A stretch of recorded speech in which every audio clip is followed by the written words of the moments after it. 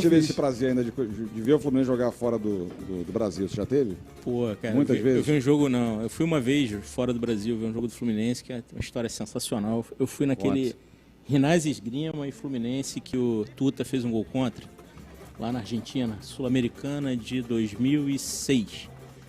Essa é uma história incrível, porque eu fui na cara e na coragem.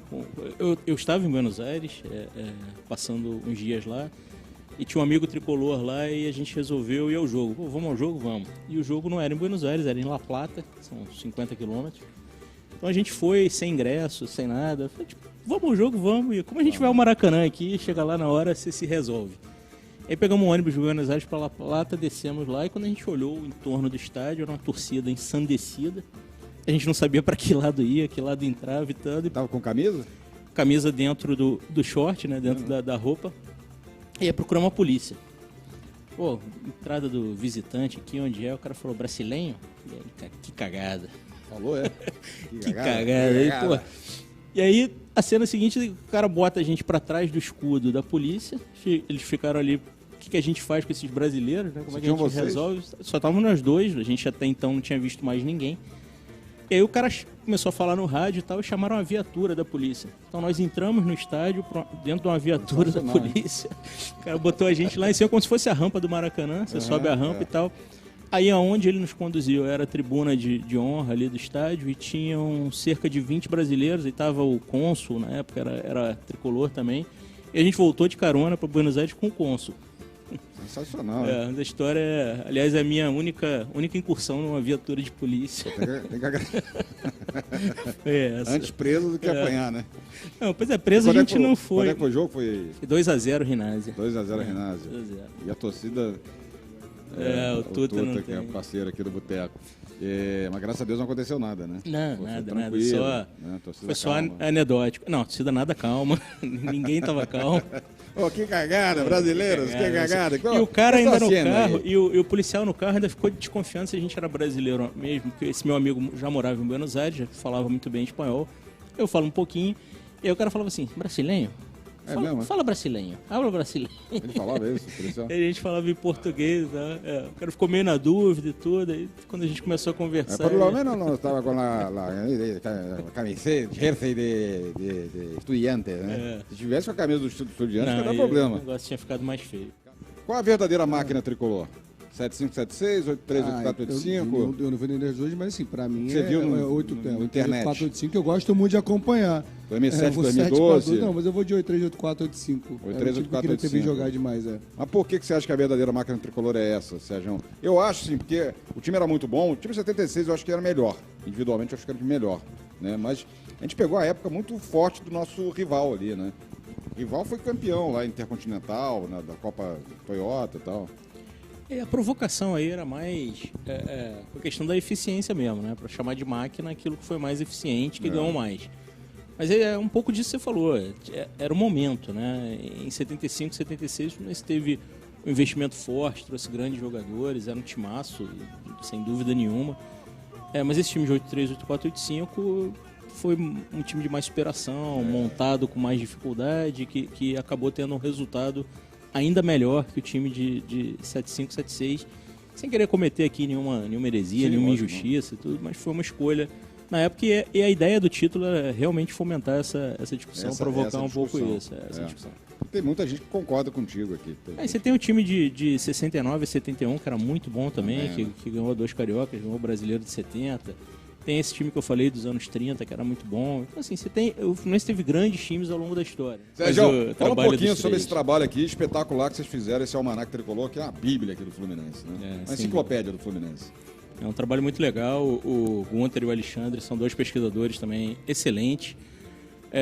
A gente pegou todos os jogos da história do clube, né? Aí tem tudo, tem todos os jogos do primeiro em 1902 até o corte no final de 2021. Nós passamos aí por todas as fichas técnicas, fazendo um trabalho bastante extenso de pesquisa, né?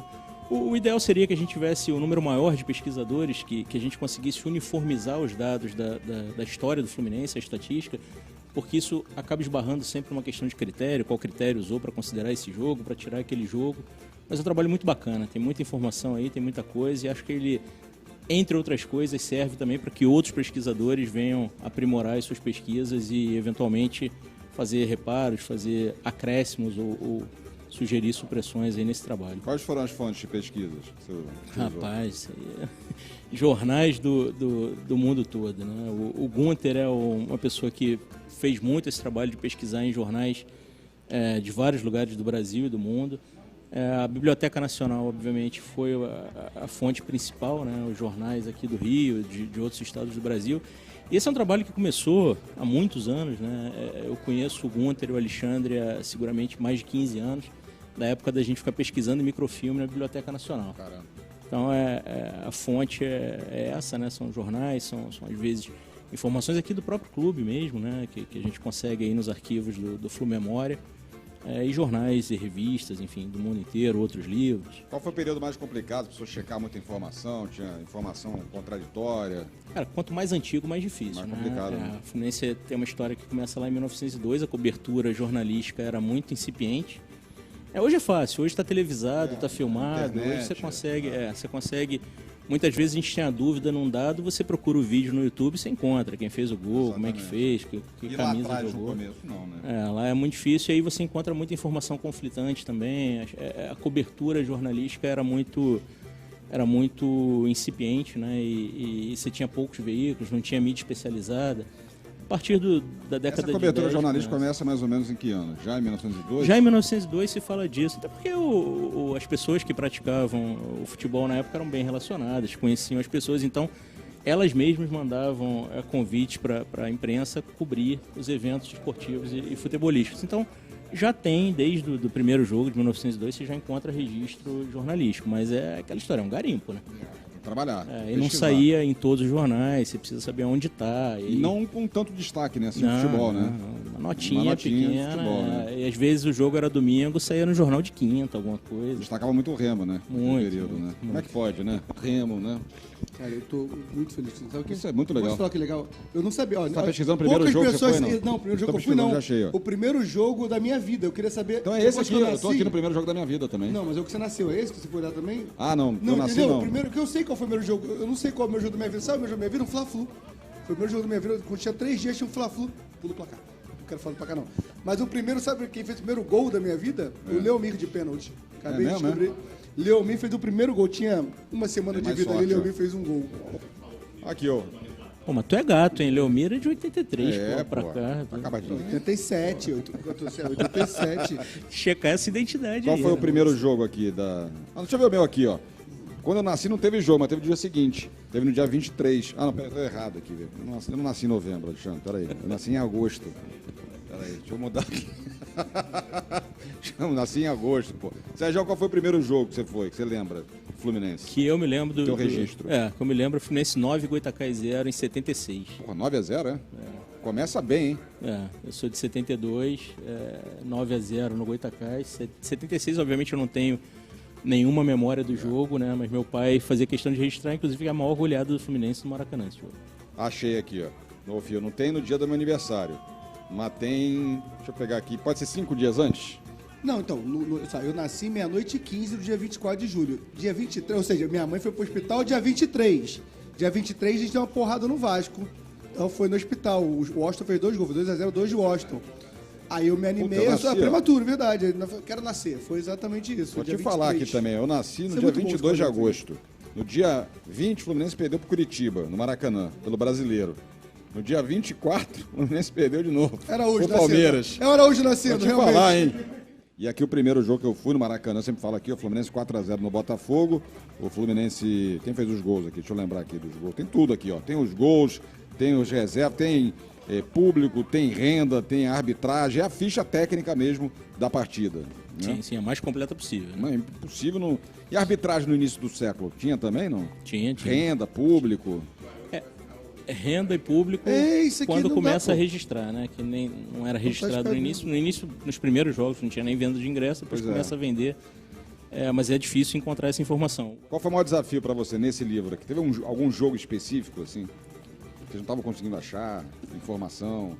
Esses jogos os primeiros jogos do Fluminense, no início do século, eles são jogos mais difíceis realmente, por conta disso. Mas o grande desafio aí, o principal deles, foi uniformizar algumas informações, né? Porque grafia de nome de jogador, para que ele apareça sempre grafado da mesma forma, nome de árbitro, estádio, enfim, essas questões de uniformização foi o maior desafio, né? Porque cada hora sai também de um jeito no jornal.